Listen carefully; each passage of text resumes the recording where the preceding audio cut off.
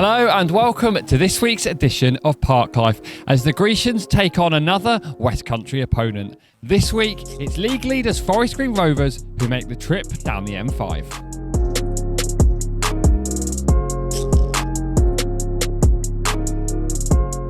Coming up on this week's show, we of course hear from the manager, Matt Taylor. We hear all about our opponents in Forest Green and we take a look back at some classic encounters. But first, let's take a look back at last weekend with a... Exeter got their season up and running with a 4-1 win against Bristol Rovers last week. Ball into the area, he's flicked on and they're not too far away. Late challenge there. Harry Kite is penalised. Here's the moment. Last weekend against Bristol Rovers, puts the ball down, in comes the free kick. Shifting the ball on quickly. Patterson into the box. Sliding challenge from Kite. It's inside the area, says the referee. And he now has a second yellow card. And things go from bad to worse for Exeter City.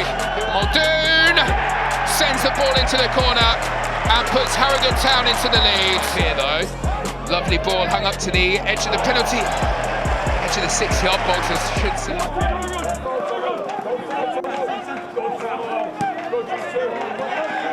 Lovely play from Nombe, combining well there with Giovanni Brown, and away Nombe goes into the penalty area. There's the cutback, the best of clearances, and Exeter take full advantage. 11 minutes remain in the game and Josh Key has pulled things level. Has he rescued a point here for Exeter City? Harrogate Town 1, Exeter City 1. The team with 10. Venturous this from Exeter, not sitting back. There's the cross. What a big opportunity that was for Alex Hartridge. A winner in this game. It's a brilliant stop. Somehow put wide. Dawson gets down so hard. Well, there we go. Harrogate's 100% record in the league comes to an end. It's time to hear from the manager now. Here is Matt Taylor with what he expects in the game against League Two's early pace setters. I think we've seen, certainly last season, the games with Forest Green, they're always closely fought encounters, almost both sides cancel each other out. What do you think we need an extra bit of to get 3 points rather than one this time? I don't think the formations will be too dissimilar. So it'll be a lot of individual battles, a lot of 1v1 battles, a lot of movement of the ball in the right areas of the pitch to try and create space and goal scoring opportunities.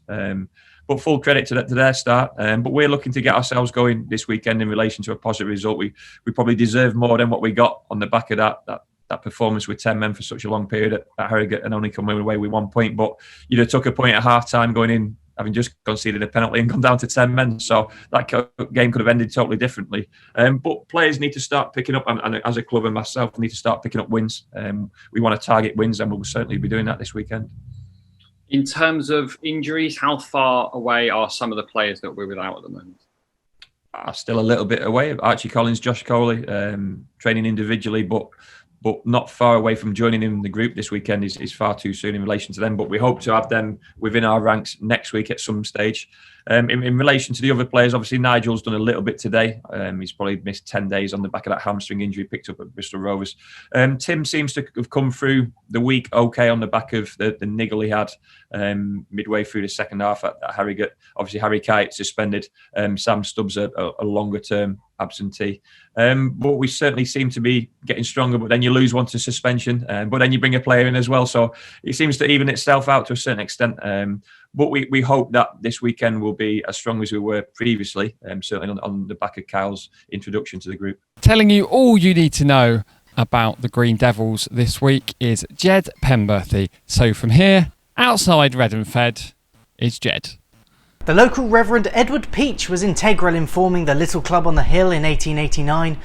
Forest Green joined the Mid-Gloucestershire League for the 1894-95 season and won their first title in 1903. In 1982, Rovers won the FA Vase at the start of the 21st century and won the Southern League. After a couple of attempts in the early 2010s, the Greens were finally promoted to the Football League in 2017 and playoff victory over Tranmere. Pioneering as the world's greenest football club, sustainability is the core ethos of Forest Green Rovers. Solar panels and electric charging points have been fitted at the 5,009 person capacity new lawn as the Green Devils earned football's first vegan trademark. Even their zebra print kits are made from recycled materials, though the style means that the Lions are coming!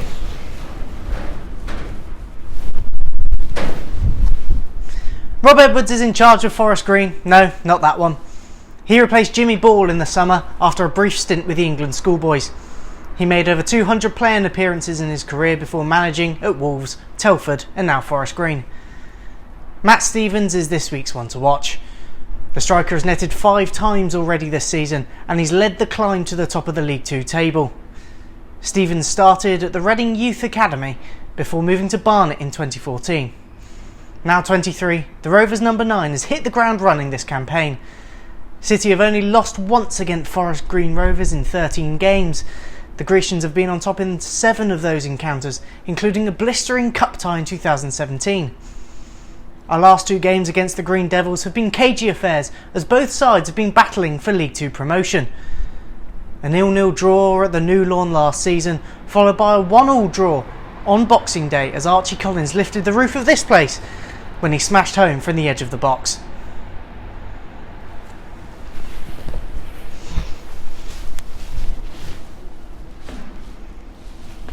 I don't know how anyone can see out of this.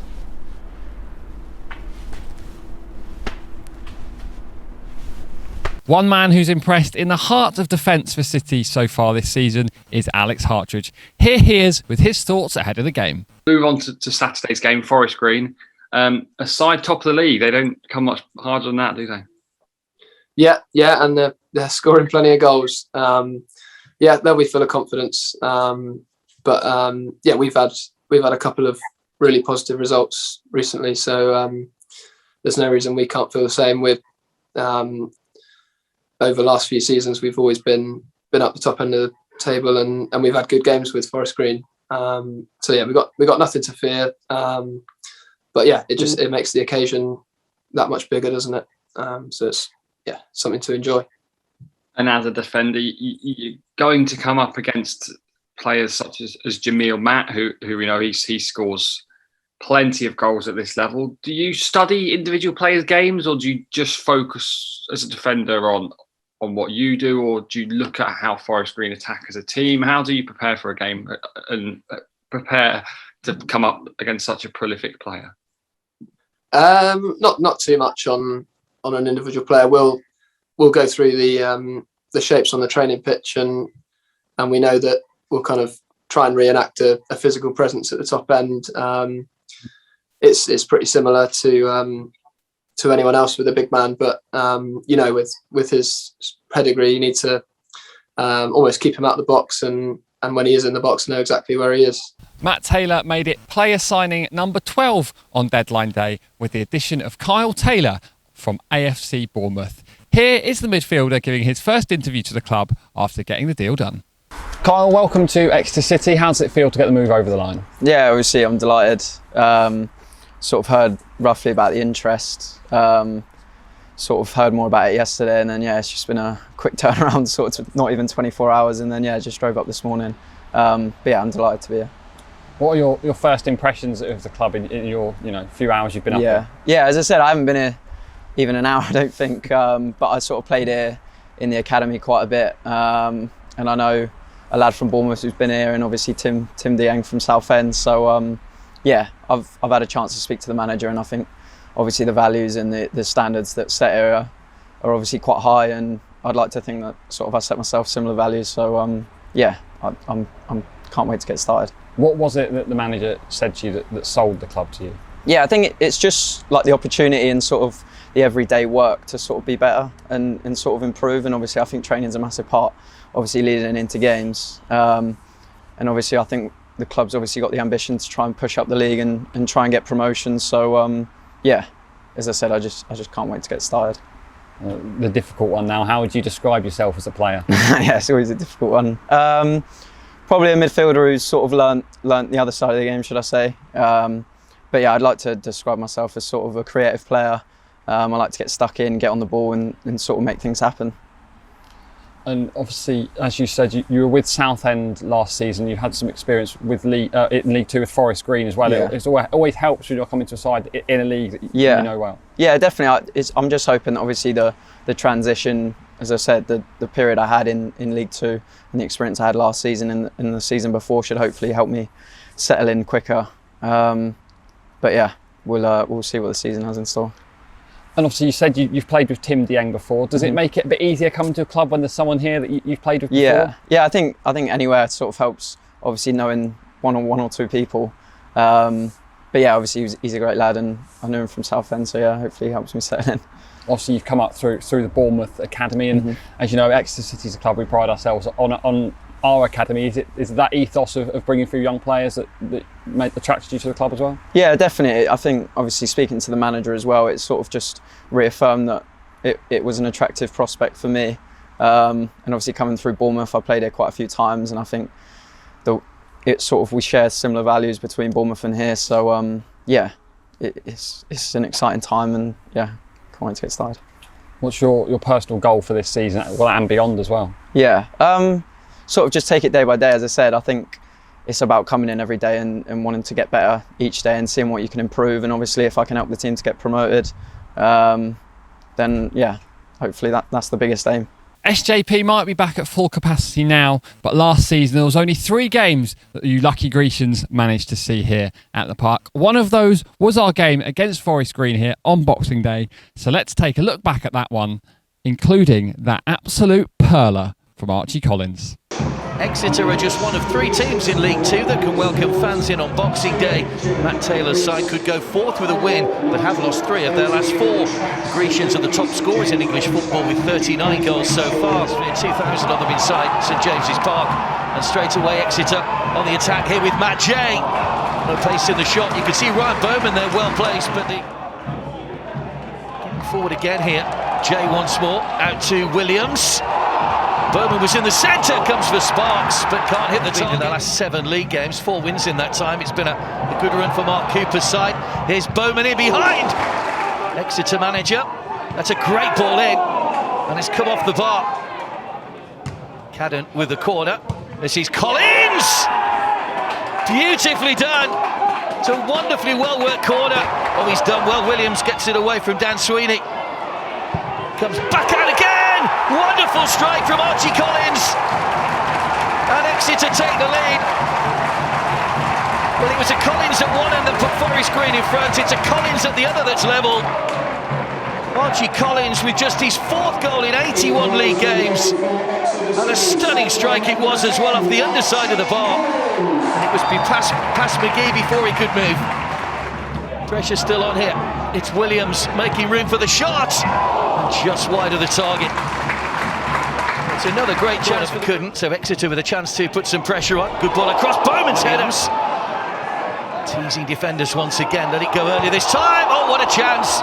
But there's no more time. Referee Brett Huxtable brings the game to a close. An enjoyable account.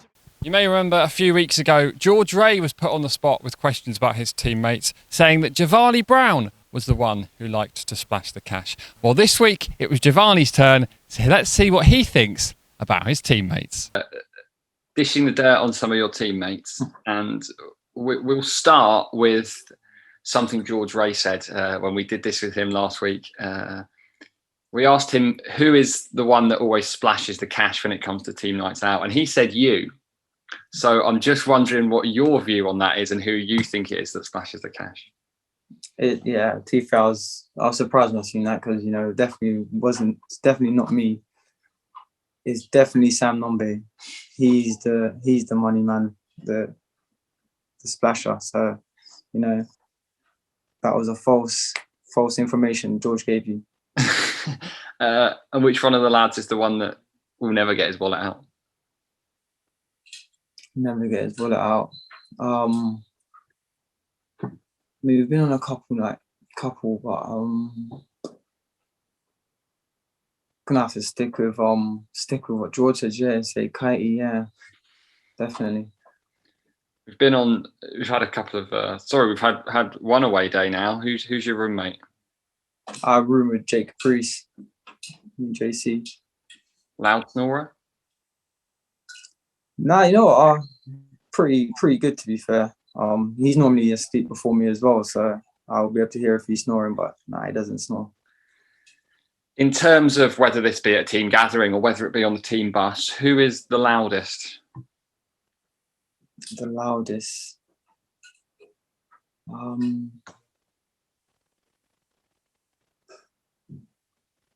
It's not.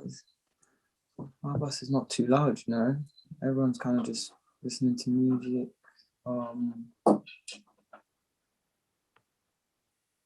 I'll probably have to say George, yeah, because he's just, you know, he's always laughing. I mean, he's probably the answer to the next one, who's the funniest. But it depends what your humour is, I guess. Nah, yeah. I was definitely, yeah. George, he's a character, ain't he? So, yeah, he keeps the boys going. I'm guessing most of, if not all, the new lads, including yourself, have done your initiation songs by now. Yeah. Whose is the best one you've heard? Best one I've heard. Well, it was all rubbish, to be fair. But the best performance, it has to go to George again. Like, standing ovation from the lads. It was class. What was it he sang? What did he sing? I can't remember what he sang now, to be fair. It was when we was away in Cardiff. But We'll find out from him, don't worry. Who you said, Colin, you said they were all bad, but there must have been one that was just absolutely terrible. The worst one is definitely Callum Rose. 100%. Terrible. And what was yours? I sang Coldplay, Fix You. Nice. Okay, move on now to their dress sense. Who's got the worst dress sense? The worst. I think George said Ben Seymour, but let's see what you think. Nah, Benno's is alright. I like Benno's. Worst dress sense. No.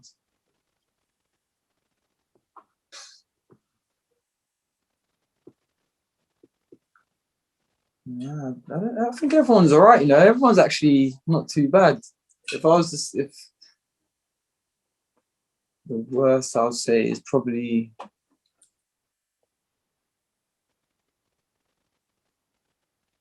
not the worst, but you know what?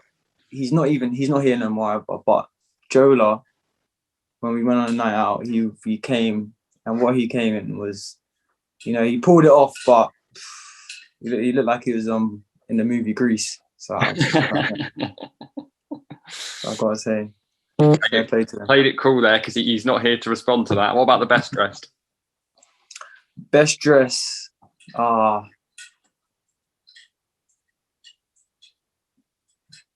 like Rory's gear. Callum Rowe. Yeah, he dresses nice, you know. Very fashionable he is. Time for a classic encounter now, where we roll back the clock and take a look back at previous match with Saturday's opponents. This time round, we head to our first ever game with Forest Green Rovers in the league, a 3-1 win at the New Lawn in 2017, which included a first ever Grecian goal for Piers Sweeney.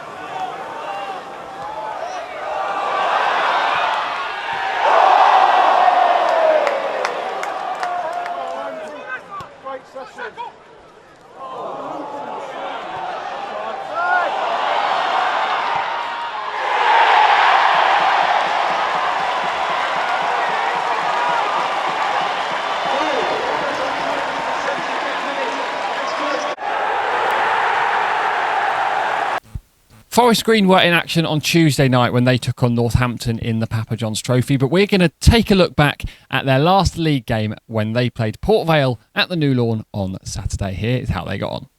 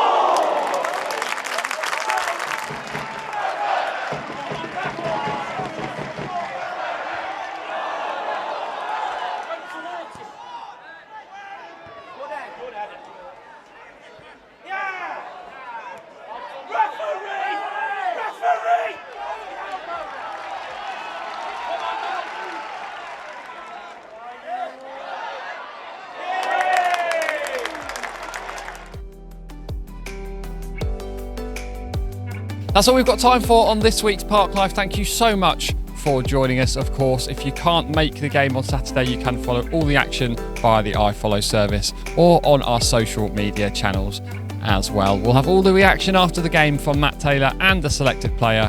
One last thing for me to say. Come on, City.